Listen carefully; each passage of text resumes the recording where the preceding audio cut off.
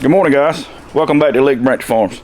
Today we're going to be talking about microclimates and how important it is in the beginning of the season for getting your seed started and getting your transplants ready to go in the garden. So guys, if you're new to our channel, please consider subscribing. But if you are one of our faithful subscribers, it's good to have you back. All right, guys, so today it's another cold, windy day here in North Carolina. To kind of give you our context, we're in zone 8A of central North Carolina, just about on the South Carolina line. And here we generally don't get super cold weather. And I say that because we don't stay below freezing for any length of time. Now we do have a what they call a very, very cold Arctic blast coming here in about a week. That is going to push us down into the teens at night, but I mean during the days it's still going to get back up above freezing. And generally this only happens in the middle part of what will be considered our winter. January, February, normally we get the coldest weather of the year, and it's usually within a week or two, and then it's over with. We go back to, you know, lows at night in the 30s, highs in the day in 50s and 60s, and it kind of cruises on into spring that way. But for a market farmer, it's important to be able to start your plants early. Like January, we're starting plants now. You can see, and I'm gonna give you a shot of some of the stuff we've got started already. Lettuce, which we do lettuce all year long. That's a lot of cabbage and broccoli and some kohlrabi over there in those trays. See if I can get a little closer and give you a shot of, this is kohlrabi, quick start kohlrabi, and the tag on it is November the 30th. So these guys here are, you know, 45 days old, and they've spent their life in that tray, and you can see how healthy they are. I mean, this is cabbage. This is Thunderhead 12-2. It was started on December the 2nd, and this is Capture. It was started on November the 30th, and look how healthy those plants are. And the reason for that is that they have spent their life in a protective culture. They have spent their life in a germination chamber and in this high tunnel. They have been outside very little. They still need to be hardened off because they have kind of acclimated themselves to the microclimate that this high tunnel creates. And if you think about a microclimate, all it is a protective area that is different from the outside ambient temperature or growing conditions. High tunnels, but see, you see that wind out there? There's no way these plants could survive outside in that cold wind. It's 45 degrees out there right now, and that wind blowing probably makes it feel like it's 35. And this is January the 13th, Saturday, January the 13th. So I mean, we've still got a month and a half, almost 2 months of cold, what we would consider cool, cold weather. So in order to be successful as market gardeners, we have to be creative with microclimates. And I'm gonna give you a good example here in a minute of what I'm talking about, because right now it's 45 degrees outside ambient temperature, and this greenhouse, or excuse me, this high tunnel is not heated. We do keep a heater in here just to keep the temperature above freezing at night. That's so it doesn't kill our plants, but it is not heated during the day. No kind of ground heating. Anything goes on in here other than the sun heating through this plastic. So right now we are sitting on 60 degrees inside this high tunnel, which is good. I mean, we got 15 degrees over ambient temperature, and I do have the doors, well, I have a couple of sliding panels open right now to get some air exchange in here because I don't want to get plants dampening off. That is horrible to get rid of. But anyway, I've got this small poly low tunnel set up over some tomatoes, and I did it yesterday just to kind of see what would happen, to give it a full 24 hours to kind of set in. But we've seen 60 degrees on the thermometer hanging in the greenhouse. Now I want to show you, I've got a small little ground thermometer sitting on top of a tray of tomatoes in here, and I want you to see the difference in the temperature. So if we lift the plastic up, immediately we see water dropping anyway. But if you look in there, that temperature is sitting on 90 degrees right now. So that's a little high for these tomatoes, which tomatoes are a tropical fruit, but we don't want it 90 degrees. So what we're going to do is leave this plastic open in here, and these tomatoes here are Primo Reds, and you can see they're getting ready to set their true leaves on here. But yeah, this gives you an example of what plastic polytunnels in any kind of enclosed structure can do for a plant. So in a nutshell, all a microclimate is fooling a plant into thinking it's in a warmer environment and tricking it into growing when it shouldn't be growing. That's in a nutshell, that's all it is.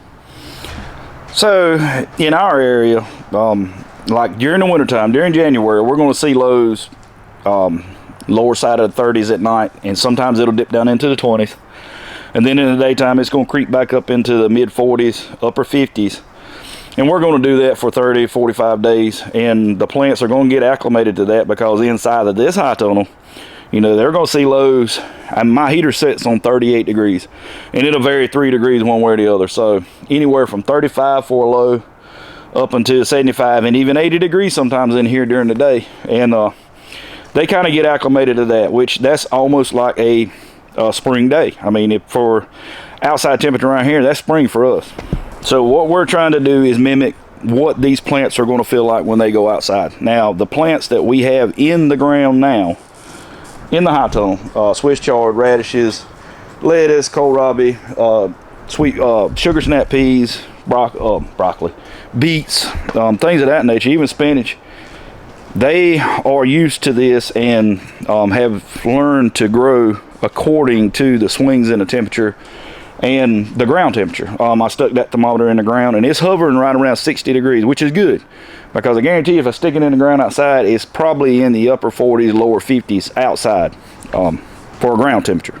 And as gardeners, we all know the sweet spot is right around 70 degrees. 70, 75 degrees is optimal for just about anything here anyway that we grow. And when you start getting above that, some of the plant's germination and growth rate goes down. So the trays that we have started already, and let me give you a shot of some of the stuff. This is some of the trays me and Betsy started up in the house the other day on a video. That's the spinach up here. That's some bok choy. And beets, red beets here, green onions that I've got leftovers I need to put outside somewhere. But yeah, those are the plants that we started a week ago up at the house. And they will stay in here until probably early March, and then they'll be ready to go outside. But the ones that we have started already, these 2 trays of lettuce here are ready to go outside. I've got a row in this new high tunnel base that I have amended, mulched. You know, I have compost on it, and I've got it tarped, ready for plants. I just, you know, I'm kind of waiting on the weather. It's been, I'm gonna step outside, and you're probably going to see immediately what I'm talking about. But this is the wind blowing out here now, you can see. But this is the bed that lettuce is going to go into, and we're kind of just been dragging our feet because of the weather.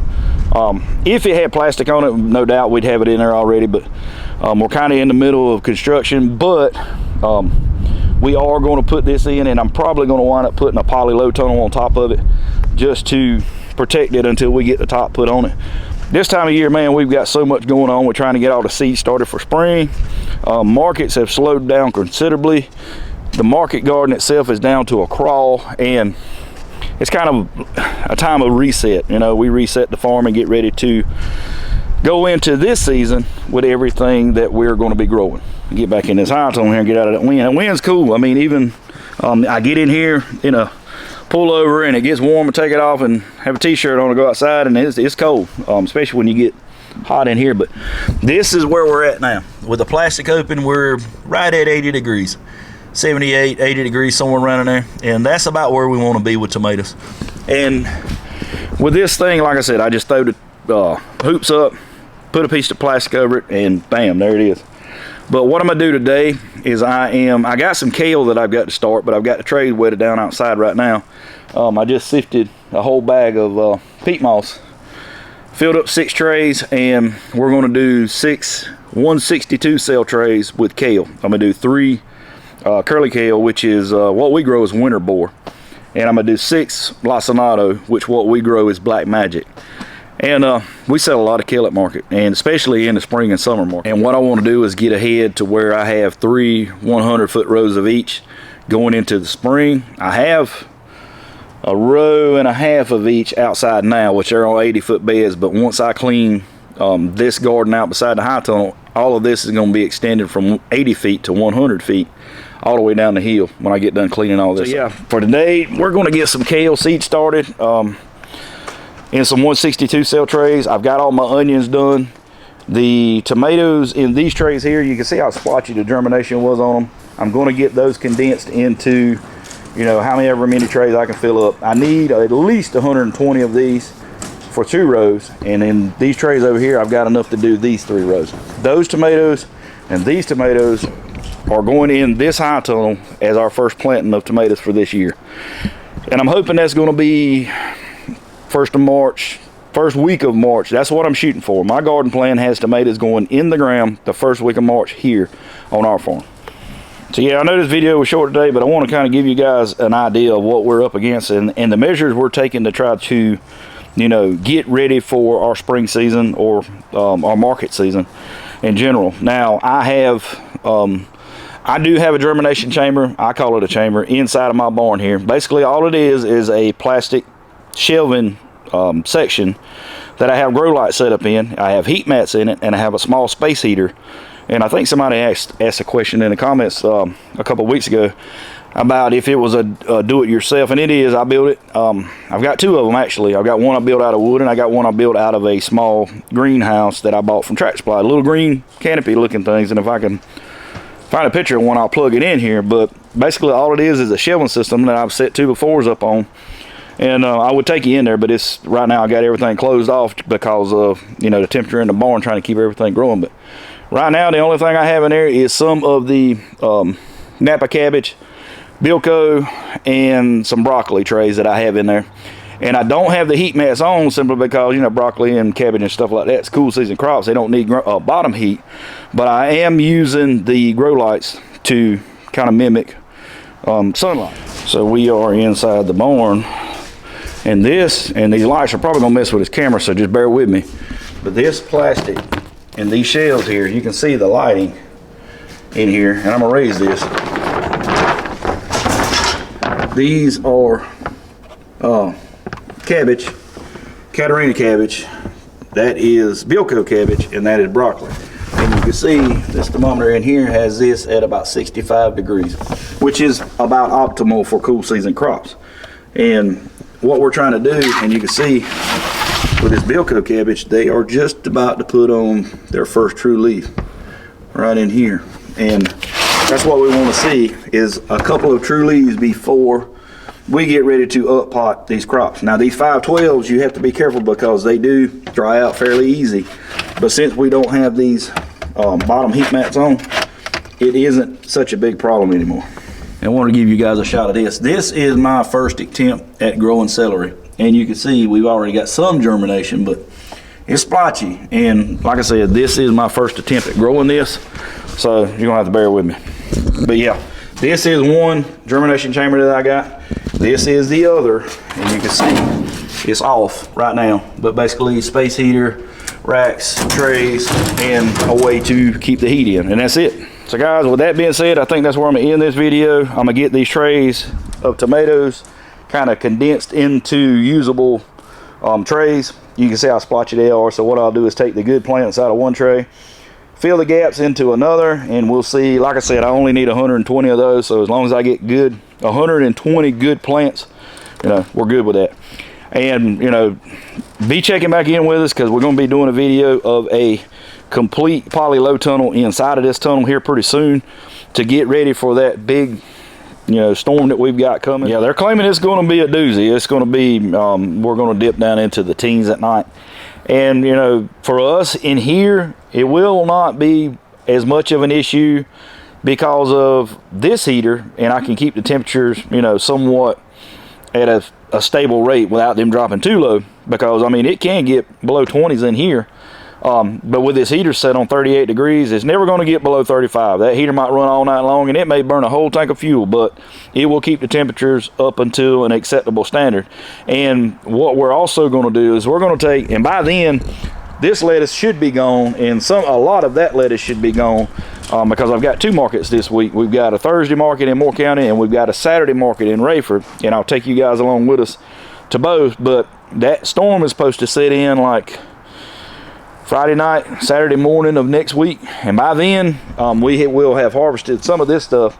And what we're going to do is take all of the trays of the starts on all of the racks that we got, set them in this row, and then we're going to build one long poly low tunnel all the way down, just to kind of keep them, or give them more coverage, give them double coverage, if you will. Like I said, we put a lot of time into getting these things started. We've got you know, really good transplants ready to go outside.